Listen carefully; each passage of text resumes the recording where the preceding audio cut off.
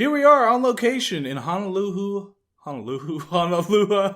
Damn it, shit. I'll just cut it.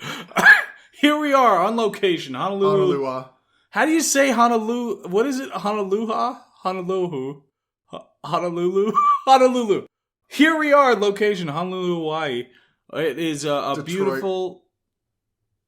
It's a beautiful day. There's no beautiful days in Detroit. So, on location, and today we are talking about... What did we watch? We watched Predator 2. The gangs control the streets. They're about to get worse. Did this. Took out 4 men armed with machine guns by hand. Predator 2. Predator 2. There was some kind of housekeeping that I wanted to get out of the way in the beginning of this. I wanted to do some dishes at the beginning of this episode. But, Bathroom's occupied. Right. So I guess we'll just go straight into it. What did you think of Predator 2? I thought it was not like I was expecting. Way different than Predator 1. Wasn't expecting Reese Witherspoon in it. And I was not expecting romantic comedy at all. It was all out of left field. I thought that it worked reasonably well. Oh, it's that we're super tired. That's what I wanted to say.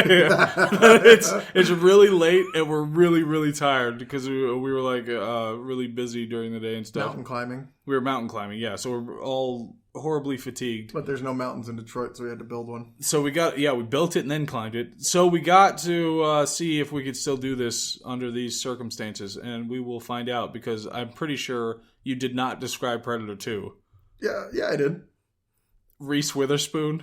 Yeah, she's like in love. Like she has to move back down south. Oh, so she moves back down south and she falls in love with the Predator. Yep, and they live in a sugar house. But Danny Glover is her father and doesn't think they should be together because he's like, well, this is a space alien. I'll be damned if my daughter's going to date an alien. Yeah. Because he's very racist. Who's also, an intergalactic murderer. So I can see his point. Sport. I can see his point. So for freaking Jeffrey Dahmer's for sport too. Yeah, I know. So I don't know if it. And of course, both of them just offend people with their anti-gun rhetoric or knife or eating people rhetoric.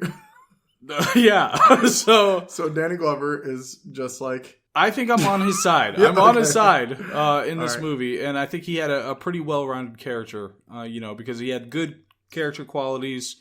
I'm gonna finish it. And he had bad ones, like when he killed the Predator at the end. Spoilers. Mm-hmm. That was a positive quality of his. When he was shooting up those Haitian drug lords. That was really fun. That was good. He had his flaws too, I was going to say something that was really inappropriate. So I'm going to avoid that. But don't worry about it. I was trying to figure out a way to work in that Kevin Spacey played the Predator. So, what are you doing here? Yeah, so Kevin Spacey, the Predator, he's in the Predator suit, obviously, but he was trying to predate. He's trying to predate in different ways than you expected from the first one, because the first one had a particular trajectory. Yeah, you expected a kind of action, and that it would be physical violence that would be the threat. But in this, it was the psychological turmoil of being predated by Kevin Spacey. Is that the proper word? No, not at all. Not even close. I just thought it was funny because it's like predating. It's before they're supposed to be dating. Yeah. See what I'm saying? I feel like you should call it Predator. But it had it really felt hot. It was, everybody was sweating all the time. It looked gross. And it was all saturated in this orangish glow everywhere. It's the hottest summer on record. So they really captured that aspect of Alabama. Yep. So that was good too. And even outside of the love scenes, it seemed saturated and gross. Yeah, it sure did. And I think that within the kind of logic of the movie, it made sense for Reese Witherspoon to end up with Matthew McConaughey instead of the Predator. Yeah, for sure. Even though the setup is like, no, you're not supposed to be racist against intergalactic Predator aliens. It made sense, though, for her to end up with Matthew McConaughey. because they just had great chemistry. You know, they had the history. And he had the spaceship that he could take her off this planet with so she could go find more predators. It's necessary. So is Matthew McConaughey that had the spaceship? Yeah. Not the space alien? No, space alien's dead. He doesn't know how to fly that one. All right. So, yeah, I don't know how I feel about that twist on it by the end. I feel like it was kind of shoehorned because they were trying to be twisty. But, yes, it means that they're going to be able to travel. It was directed by M. Night Shyamalan, dude. What'd you expect? I don't know what I was thinking. So Predator 2... Yeah, it had some decent action. Nick Nolte was good in it as Predator 2. He was in the other Predator suit. But I give it 3 Wolverine claws out of 5 Wolverine claws. What do you give it? I think 6 is a complete set, but I'm with you on your rating anyways. So you give it 6 Wolverine claws? No, I give it Ron Perlman. You give it 1 Ron Perlman? There is only 1 Ron Perlman. I just gave it to him, though. What's the conversion rate of Ron Perlman's to whatever you gave Friends? Well, he can only wear 2 Apple Watches at a time, I'd imagine. Okay, so Friends is still the highest. Yeah. Friends is still the highest. Okay, yeah, of course. Yeah, all right. So after we saw that, we were pretty prolific in our movie watching. So after we saw that, we watched Kindergarten Cop. Arnold Schwarzenegger is Kindergarten Cop.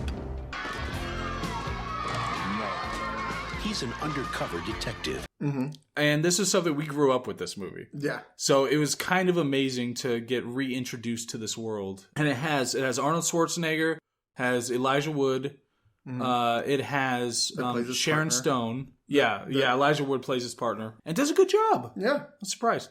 Almost thought he was an old lady from back in the 90s. The villain was Channing Tatum with a ponytail. I think He stole it from a real pony. That was something that I read in the special features. Oh, really? Yes. Oh, so that was part of his criminal past. Yeah. He used to steal ponytails for ponies. To wear them. Oh, okay. Yeah. This was just the first time he put it on his head. Yeah, okay. Yeah, that makes sense, because I didn't know what he got the charges for. So stealing tails from ponies, that makes a lot of sense. Normally prance around with them like a fancy boy. Like a little fancy boy. So what happens in Kindergarten Cop? Well, there's like a stolen kid, I think. Stolen kid. Yep. All right. But it's like the mom that stole it and put it in school. So then Liam Neeson has to... Yeah, so he's taken. And Channing Tatum has a particular set of skills, but doesn't know that he's going to be going up against Terminator. Right. But at this point in the movie, obviously they don't know that he's a machine covered in endo-metal... What is it? Endoskeleton? No. He has an endo-metal skeleton covered in flesh. There was a term. There's a term in the movie, and I can't remember now. Damn it. But yeah, so they don't know he's a Terminator. So he's a cybernetic organism. A cybernetic organism. Yeah, that's close enough. I remember that's in Terminator 2 somewhere. That's the PC term. Yep. Yeah. We don't want to get canceled by the robots. Right. So we've got Channing Tatum, and he's trying to get his kid back. Mm-hmm. And Elijah Wood is trying to get his ring. He wants to get married. That's what he's... Obviously. Yeah. So that's happening all at the same time. And I thought the chemistry between Terminator and Elijah Wood was actually really good. Yeah, they were good partners. Yeah, they were good partners. Yeah. And because Elijah Wood already had a fiance, I said he hadn't gotten the ring yet, but he had a fiance. So that was one of the big subplots, is that he's already got somebody who he's with, but he builds this relationship with Terminator over the course of this time. So there was no risk of scissoring. Why would they? All right. I'm just assuming that's how robots and muggles would get around, whatever Elijah Wood is. Well, yeah. So yes. But at the end, Elijah Wood actually does kiss Terminator on the mouth. I'm going to throw up on you, but I am going to kiss you. Like, it was weird. He was like, oh, I'm going to kiss you. When he was in the bed, when he was... And then kisses him on the mouth. I was like, what? Interesting. It was a little weird. I know he did that a bunch with Samwise in Lord of the Rings, but it still seemed a little I don't know, off for the character at the time because he's engaged. Yeah. So it didn't make a lot of sense. Maybe they swing like that. But so the kids, hilarious. Yeah, kids were awesome. How'd they find such good kids for this? Like, I'm not going to say any of them were good actors, but the lines that were written for these kids were perfect. Because they didn't require good acting to be hilarious. A couple of them were good actors. They were like legit good actors. Just the one that just told him, like, hey, I know literally everybody that's better than you. Because like, this person's like, better than you. Hey, my friend's mom is this teacher. They're better than you. And like goes through all of them and he's like, how about you name somebody that isn't better than me? He's like, I don't know that many people. That was amazing. Yeah, there were a lot of good lines from those freaking kids. Oh, yeah. You know, and there's one little girl who like started at the beginning. I think this was Sharon Stone, but she did legitimate acting. Like she got, you know, yelled at or something and she had to be sad and cry about it. And she did a legitimately good job. Hey, look, Sport never treated me bad. I mean, he didn't beat me up or anything like that once. And then there's the one kid who was in that Bruce Willis movie, Die Hard. Yeah, the one that ate all the lunches? No, not that kid. That kid was hilarious too. Yeah, he was. You mean you eat other people's lunches? Stop it! He's never been trained to handle. When he gets picked up by Terminator, he's like, stop it! And the kid spits the food out. That was hilarious. Oh man, that was amazing. So there's one other funny part that we kind of glossed over, and it was in the very, very beginning. It was before he even went to go teach these kids. Is when he was running through all the hallways for literally ever. He was like running through the labyrinth. Yeah. And then Channing Tatum was interviewing this guy about where the kid was that he wanted to steal back. And they had their friend like hiding in this box. And like the dude gets killed by Channing Tatum. And just bam, bam, bam, shot in his chest. Okay. And then he runs off. And then Arnold Schwarzenegger, Terminator, comes in and sees his dead body. And the girl that was in the refrigerator box that was hiding was standing there like, oh my God, I didn't kill him. And then Terminator's like, I know you didn't kill him. I need to go find this guy though. And then he handcuffs her to the dead body.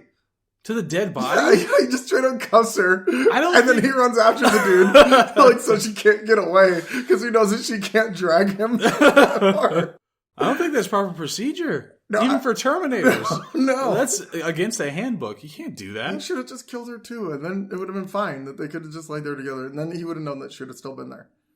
That's better procedure? Probably. Okay. So yeah.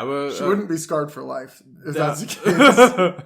So yeah, that's how it started out. And then, but once we get to the kid, he has to be, for people who don't know the actual, storyline, he has to pretend to be a kindergarten teacher because he's trying to look for the kid who had been taken away by the mother, because now the father, the evil father, Channing Tatum, is after them and is likely going to hurt the kid or the mother. So Sharon Stone, she played two parts. She was the little girl and she was the mother. Yeah, big girl of the little kid. So yeah, I think she was pretty good in this movie. And she weighed next to nothing, we found out. Right. That was the most controversial part of the whole movie. Is that, okay, he gets shot in the leg. Wait, let's go over how this happened, though, first. Yeah. Because fire alarm was pulled. Yeah. Smoke's going everywhere. No. Channing Tatum is, like, running after and trying to steal his kid. Didn't realize that the Terminator had covered himself in mud, so Channing Tatum couldn't even see him. Right. Yeah, so that was a big part of it. That they couldn't see him because obviously Channing Tatum's vision is based on heat, so he wouldn't be able to see him when he's covered in mud. Yeah, That's right. Is that all you had to say about that? No. But yeah, so he couldn't see him, so that's how he got close enough to him to tickle his balls. That's how the... Yeah, and then Channing Tatum's like, whoa, this is wild. Right. And then accidentally shot the Terminator in the leg. Yeah. But that leg hasn't been made fully robot yet, so he actually did get hurt. Right. That was the weird thing. Because this is before the rest of the Terminator movies. They had grafted on some of his appendages were actual human appendages. That's what's weird about it. And obviously, so Channing Tatum Terminator didn't actually tickle Channing Tatum's balls. That would be ridiculous. I was just saying that to say that he was in close proximity. It was like an analogy to show that, right? No, it definitely happened. It did not happen. Don't be ridiculous. Right, fair enough. So after he shot Terminator in the leg that was human, then he was injured. But then he goes back to the kids afterwards after he's convalesced sufficiently. And he's going and talking to the kids. He blows the whistle because that's like the signal. And I liked all those scenes when he's like trying to train the kids. I think you missed that because you were watching football, which is kind of a dick move. But so he blows the whistle. It gets the kids to respond to him. And he's limping. He had a freaking cane. Yeah, barely walking. Barely walking. He's limping. He's got the cane. He's got to, hobble over to them. And then the Oliver Stone comes in. And he's like, oh my God, Terminator, you're here. Did you see JFK? Isn't that crazy? And Terminator just picks him up and spins around. Back into the left. Back into the left, yeah. Over and over on his bum leg. On his injured leg. And then, obviously we find out down the line that it was the Harvey Oswald that had actually shot him. We thought that it was just Channing Tatum, but there's a whole conspiracy. It was the FBI and everybody else. But luckily, Elijah Wood came in right after Harvey Oswald shot him and then went full-blown bear Jew on him. That was the full-blown inspiration for Inglourious Basterds scene with the baseball bat. It was shot for shot. It was identical. Yeah, just right to the hands with the gun, with the bat first, and then right to the chest, and then kept beating him until his head gave way. Yep. And Channing Tatum was, dead after that. So that was good movie. Yeah. It kind of held up. It kind of held up. It held up better than I thought it would. Yeah, for sure. For sure. I thought it was going to be really, really stupid. And I haven't looked at like reviews of it or anything, but it was like an enjoyable, and you saw what they were trying to do. It was directed by Ivan Reitman, who is a comedic director and does good stuff. It was just an overall enjoyable movie. So I'm going to give it 2 twins who talk about their parents having sex out of 4 twins who talk about their parents having sex. Nice. Yeah. I'm going to give them all of their ridiculous outfits back. All of them? Yeah. Oh, wow. Every single one. Whether they fit or not, wherever they are today, they get their outfit back. All right. That's a decent score. Generous gift. Decent nostalgic for them. All right, so that's a couple of movies down. What did we do? We did Predator 2 and Kindergarten Cop. Mm-hmm. So now we've got to go on to Sweet Home Alabama. This is another one. We were trying to mix it up genre-wise. Melanie Carmichael has it all. I'm waiting on my girlfriend. Drum roll, please. A singing competition. Please tell them what a good singer I am. Oh, yeah, you were great, honey. Mm-hmm. Sweet Home Alabama it's got Reese Witherspoon again. We watched 2 Reese Witherspoon because Predator 2 has her, and then we watched this too. It's got Reese Witherspoon and... It has Reese without her spoon sometimes. Most of the time she had the spoon, though. Let's give her credit, at least. At least in her Sometimes she lost the spoon, but most of the time she had it. And then it had Samuel L. Jackson and Tobey Maguire again. Optimus Prime. And Optimus Prime. He played a very important role. And Blue from Jurassic World. Yes, the raptor from Jurassic World was in it as well. And so one thing I'd like to talk about is the wonderful chemistry between Blue and Optimus Prime. I didn't buy their romance initially, but I thought that they did enough to force them together, when they were doing that stakeout. They were doing the stakeout. It forced them together where they had to start to bond over the parkour that they were watching. Because the person they were trying to stop was a parkour expert. Yeah. So I thought it really worked after that. I don't think we needed the car blowjob scene. He's a truck. It was a truck blowjob. He was only semi-hard the whole time. Even semi-hard. So you thought, because of the semi-hard, you thought that they weren't really going to have that kind of physical chemistry that was going to keep their relationship going. But well, they really went all the way to the finish, and I was really pulled out of the whole movie as soon as he said, "Roll out." Right. But he said roll out because Reese Witherspoon was parkouring right the hell out of there, and they had to get going. Right, and that was the twist, is that it turned out to be Reese Witherspoon who's the one that they were chasing. Yep. So Blue had this very difficult choice to make, because Blue obviously had grown up with Reese Witherspoon. They were very close, and that was initially, you thought they were going to have, a love interest thing. So he's got that semi-hard piston in his mouth, and he has to see that Reese Witherspoon is the one that they were chasing this whole time. And she can fit in and out of things. Oh my God! We missed the most important part about Kindergarten Cop. It wasn't a semi-blowjob scene. We watched a lot of those. No, so in Kindergarten Cop, remember, who's the actual hero? Weasel! The boy is mine. He's my boy. You get your own goddamn... Weasel won!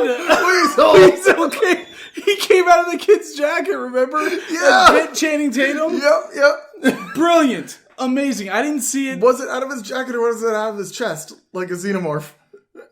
Oh, did the kid die? No. Okay, so it came out of his chest, but he was fine afterwards. Yeah, because the kid's heartless.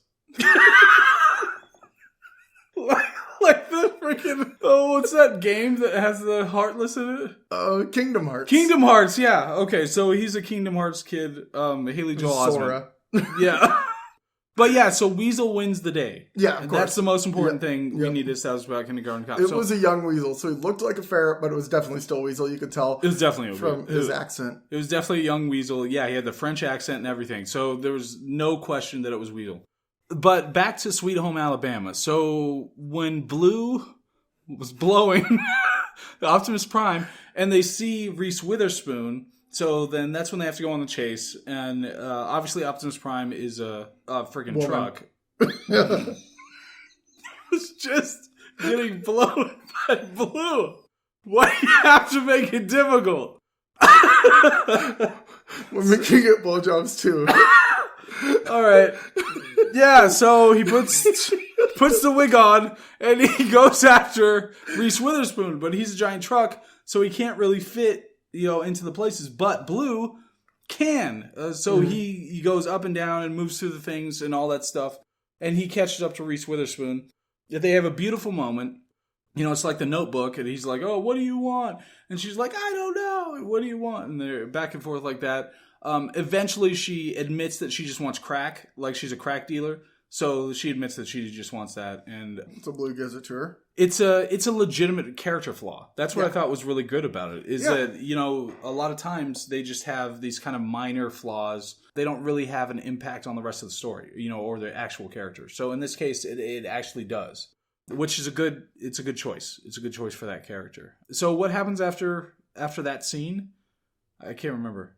He just goes back and finishes the blowjob.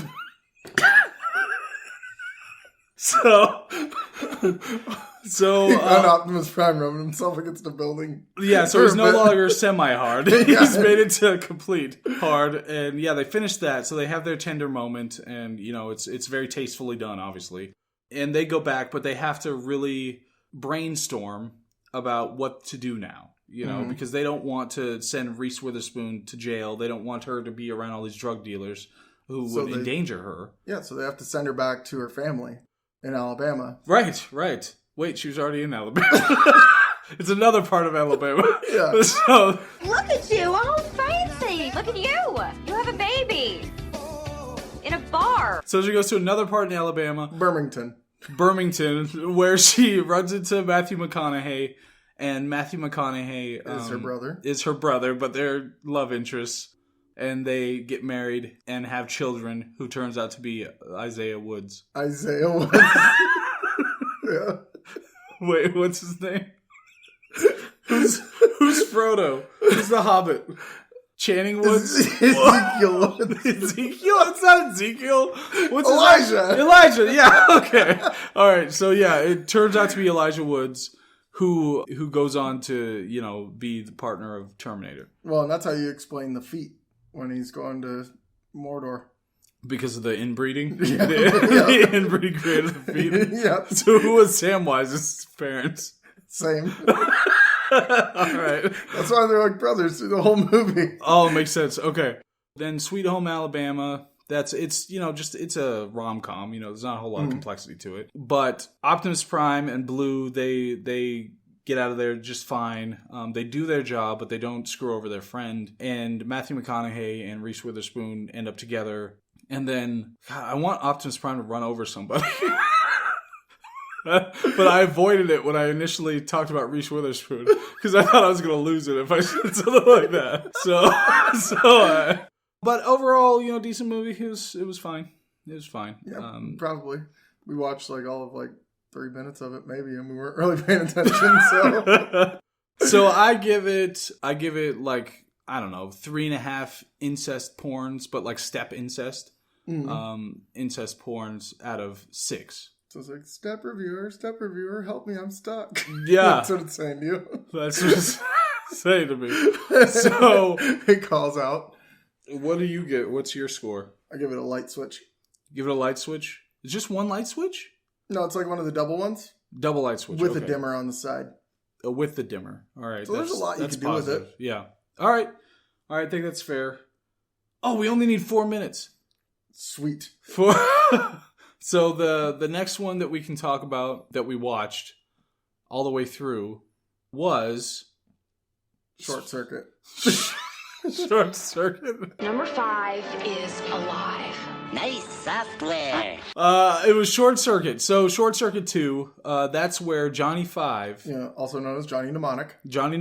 That's where Johnny Mnemonic finds out that he's in the Matrix. Yep. And so once he learns that, then he has to take some pills from Morpheus, who turns out to be Bill Cosby. From the Allstate commercials. Yeah. Or Capital One. And no, it was Allstate. Okay. But then he says, "What's in your wallet?" And that's how he knows that he's not actually Bill Cosby. I thought it was the tank wheels that gave it away. He had tank wheels? Yeah. I thought he had a disability. I didn't realize that. Nope, those were his legs. All right. But yeah, so that was Morpheus, and Morpheus, he doesn't do anything after using the pills, and he goes out or anything like that. He just whispers to him that it's not the real world. It's not the real world. You're in a simulation. Yep. Which also explains why he was the Black Ranger, and kept saying it's morphin' time because I'm Morpheus. So he kept saying that to Johnny Mnemonic while he was under. Yeah, he wouldn't actually morph, but he thought it was. Oh, okay. Yeah. So I thought that it was kind of a slow. I didn't like the pace. I thought the pace was a little off because they didn't set up enough. The whole "it's morphin' time" thing came out of nowhere.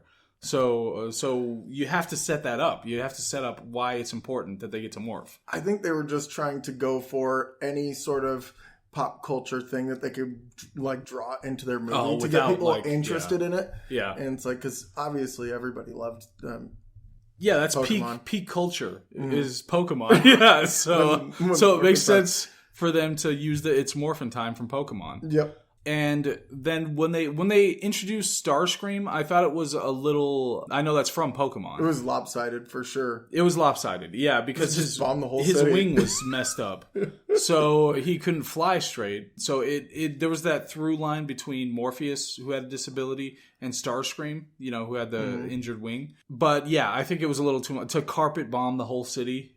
Yeah, that was a little overkill. It was overkill for. He could have just gone and got it repaired. Yeah, and it could have been a smaller story, just about Starscream bombing a Denny's or something. Yeah. Instead... And then, realizing something about himself when he does. Right, it's right. Where am I going to get my Grand Slams now? Yeah. And then he's like, I should just get repaired instead of lashing out like this. And of now course... I have to go to IHOP. Everybody knows that the Grand Slam is a euphemism for the child that he had that liked baseball. Yep. So that's what he blew up in the Denny's. Yeah, he's like, and he can't go get another one. Yeah, he can't get another one. So now, by the end of the movie, though, he has a change of heart and he decides that he's got to find another, airplane, like a prop plane or something that he can make love to. And they can have another baby so that he can take care of that one better. And that's why there was so much time between both Top Gun movies. What? I mean, yeah. So that makes a lot of sense. So Tom Cruise's new plane had to get raised by Starscream. The F-18 because it banged Tom Cruise's old plane. Yeah, that's correct. To make a new one. So yeah, and that's a really interesting way to have that continuity, between those two movies. and still maintain that Starscream character, So it was an odd choice, I think, for Sofia Coppola to take on as a director. I think she has the temperament to be able to deal with a bunch of fucking bullshit.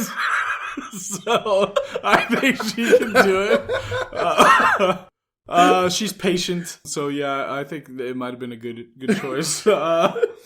So we've got, that's going to be that episode. What was the last movie we talked about? Were we still on Sweet Home Alabama? Short Circuit. Short Circuit? Okay. So Short Circuit, I'm going to give 4 binaries out of the 32. I'm going to get a nice adopted highway mile. Just a mile out of it? That I'll clean up for them in their honor. Okay. All right. So it's not a great score. We could be honest about that. But, it didn't have a whole lot to it. I mean, it was called Short Circuit. So, I imagine that it would have been shorter. Yeah. So, it was already disappointing in that. Yeah.